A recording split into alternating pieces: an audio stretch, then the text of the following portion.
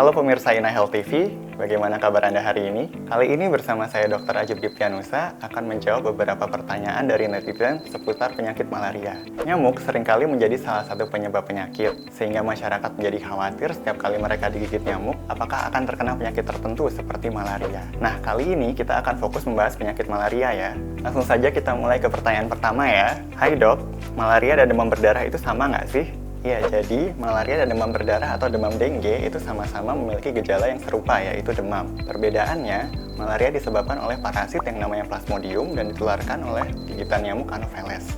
Kalau demam dengue itu disebabkan oleh virus dengue yang ditularkan melalui gigitan nyamuk, terutama nyamuk Aedes. Selain itu, penularan penyakit malaria juga dapat terjadi melalui transfusi darah dan juga melalui ibu hamil ke bayi yang sedang dikandungnya. Berbeda dari demam dengue yang dapat ditemukan di hampir seluruh wilayah di Indonesia, penyakit malaria ini cenderung ditemukan di daerah-daerah tertentu saja. Nah, daerah tertentu ini dinamakan dengan daerah endemis malaria. Di Indonesia, daerah endemis malaria antara lain Nusa Tenggara Timur, Papua, dan Papua Barat. Oke, sekarang kita lanjut ke pertanyaan selanjutnya ya. Hai dok, bagaimana sih ciri-ciri dan gejala penyakit malaria? Katanya malaria juga bisa kambuh ya dok?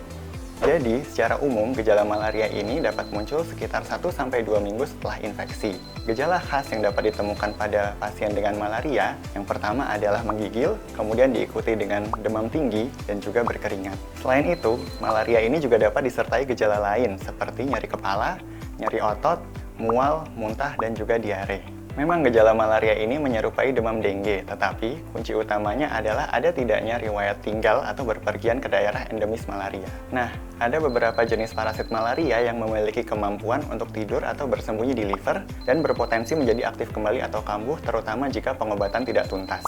Kekambuhan ini dapat bervariasi dari paling cepat 5-7 minggu hingga tahunan, tetapi rata-rata kekambuhan adalah sekitar 9 bulan pasca pengobatan terakhir. Baik, sekarang kita lanjut ke pertanyaan terakhir ya. Hai dok, saya rencana akan berpergian ke daerah yang katanya banyak nyamuk penyebab malarianya. Lalu bagaimana cara agar saya tidak terinfeksi malaria ya dok? Pencegahan malaria secara umum dapat dilakukan dengan dua cara, yaitu cara dari luar dan dari dalam.